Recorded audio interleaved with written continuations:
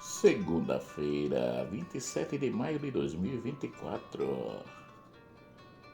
Nas pequenas reflexões de hoje temos como tema buscar as coisas do alto com humildade e simplicidade. Existe um dito popular que afirma que o dinheiro mal usado destrói o homem. É verdade essa afirmação, mas o poder é aquele que leva o homem a destruir-se interiormente. E podemos dizer que ele, junto com o dinheiro, intensifica muito mais essa destruição. Vejamos, uma pessoa possui muito dinheiro e vive aproveitando a sua grana sem importunar ninguém. Só lhe interessa ela e as suas aventuras que o dinheiro pode lhe proporcionar. Agora, uma pessoa que é um assalariado e é promovido de cargo, por exemplo, ele é um vendedor e passa a ser gerente. O que acontece com ele? Muitas vezes, não generalizando, o poder lhe sobe a cabeça e começa a mudar o seu comportamento. Antes, falava com todos os companheiros de vendas, ria, brincava e ajudava a todos. Hoje, com o cargo de gerente, começa a tratar os seus companheiros como se não os conhecesse e passa a comportar-se como a pessoa mais importante da empresa, até mais do que o próprio dono. Esse comportamento pode se considerar normal devido à soberba e à vaidade que todos nós carregamos, uns mais, outros menos. Uns que conseguem trabalhar essa atitude negativa e transformá-las, e outros que acham bom tê-las, porque assim o diferencia dos demais, o ostenta diante dos outros e o faz ser gente. É uma pena que nós cristãos não estamos imunes a esses comportamentos. Muitas vezes nos pegamos querendo ser reconhecidos e aplaudidos. Lembro de uma conversa que tive com uma senhora, na qual ela me dizia, com muita tristeza, uma frase que um jovem lhe disse quando lhe explicou o motivo do porquê iria ser padre. Ele tinha dito a ela o seguinte: quero ser padre para poder estudar e ser gente.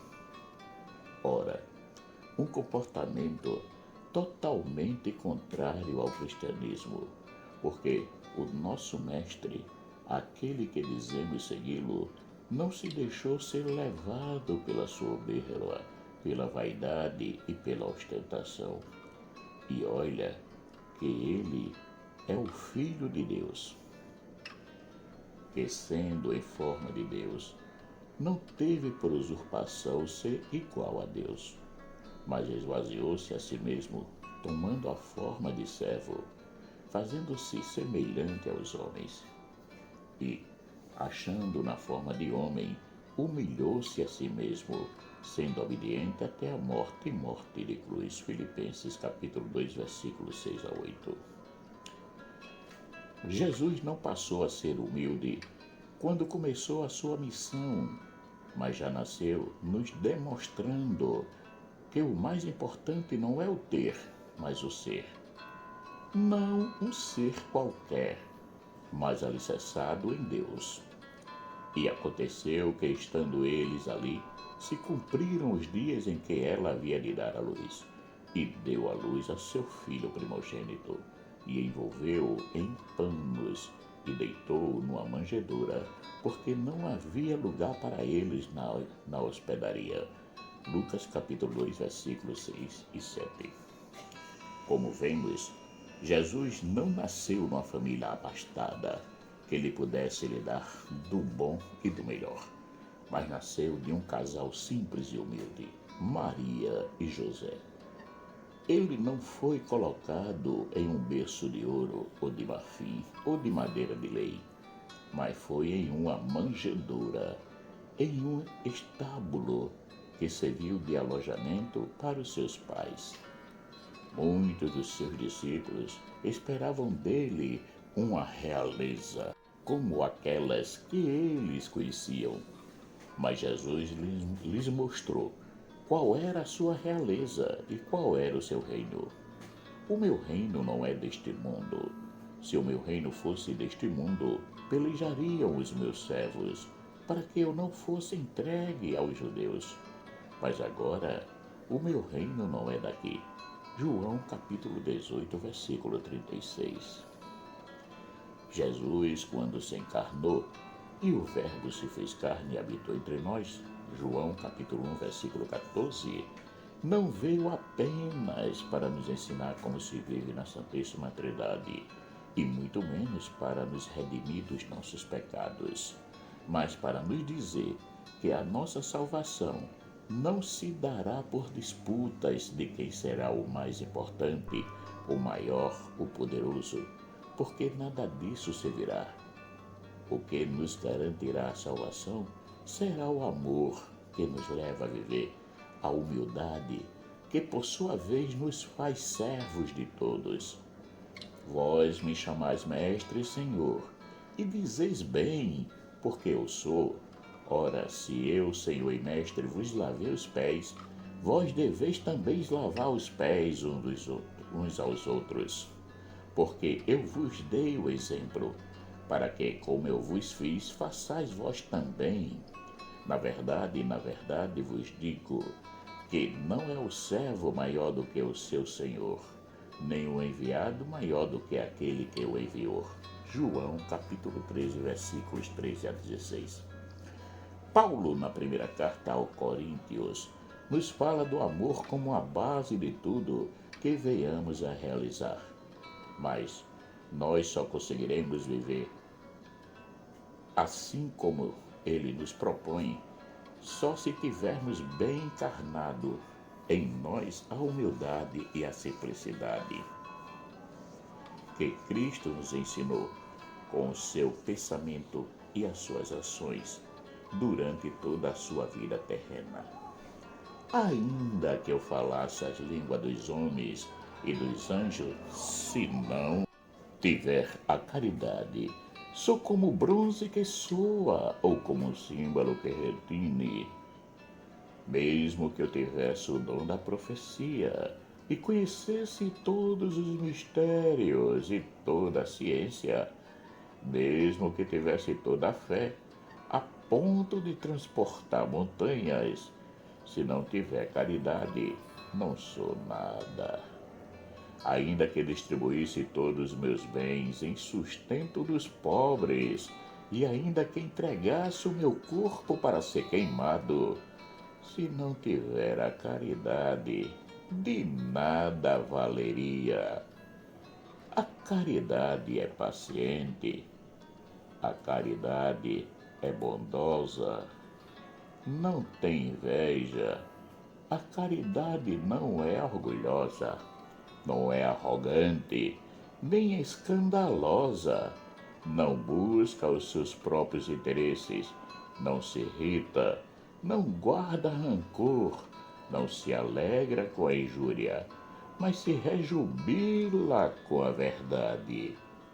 Tudo desculpa, tudo crê, tudo espera, tudo suporta. A caridade jamais acabará. As profecias desaparecerão, o dom das línguas cessará, o dom da ciência findará. A nossa ciência é parcial, a nossa profecia é imperfeita. Quando chegar o que é perfeito, o imperfeito desaparecerá. 1 Coríntios capítulo 13, versículos de 1 a 10.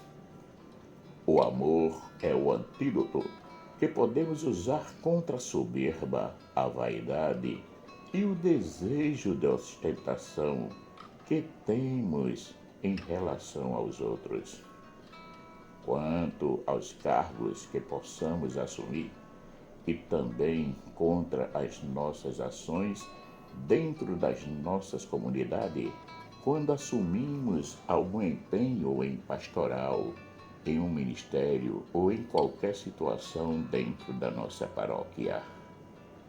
Como foi dito na reflexão de ontem, quando falamos da belíssima frase de Santo Agostinho: ama e faz o que quiseres. Ama e faz o que quiseres. Pois é, quem ama só faz o bem. Impossível pensar em algo que venha a magoar alguém. Então amemos sempre por Jesus, sem fazer acepção de pessoas, porque amando assim, as nossas ações são reconhecidas por aquele que nos chamou à vida. Vinde benditos de meu Pai, possui por herança o reino que vos está preparado desde a fundação do mundo. Mateus capítulo 25, versículo 34. Já quando amamos por interesse, o único reconhecimento é o do mundo, que vai nos aplaudir, nos ostentar e aumentar cada vez mais a nossa soberba. E essa atitude interessada que temos só nos distancia de Cristo, porque quando chegar o momento, nós iremos dizer a Ele: Senhor, Senhor, não profetizamos nós em Teu nome? E em Teu nome não expulsamos demônios? E em Teu nome não fizemos muitas maravilhas? Mateus capítulo 7, versículo 22. E Ele nos dirá: nunca vos conheci, apartai-vos de mim, vós que praticais a iniquidade. Mateus capítulo 7, versículo 23. E então, como queremos ser recebidos por Jesus? Tudo na vida é feito de escolha, e toda escolha tem uma perda e um ganho. O mais importante de tudo, quando escolhemos, é que não deixemos ser guiados pelo pensamento do mundo, no qual devemos sempre escolher as vantagens.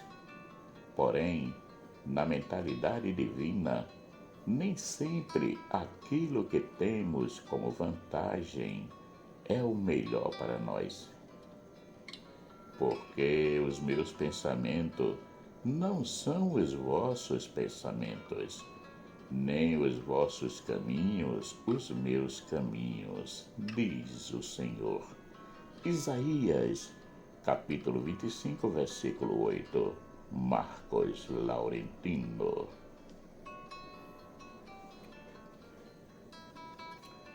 Caríssimos e caríssimas, chegamos ao final de mais umas pequenas reflexões, que teve como tema de hoje buscar as coisas do alto com humildade e simplicidade.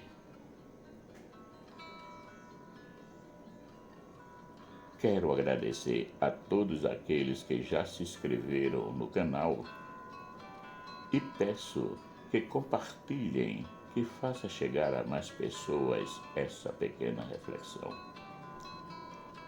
Peço também que aqueles que ainda não se inscreveram, que se inscrevam e dê o seu joinha para podermos permanecer ativos e assim publicar mais e mais reflexões. Que o nosso bom Deus nos guie e nos guarde. Amém.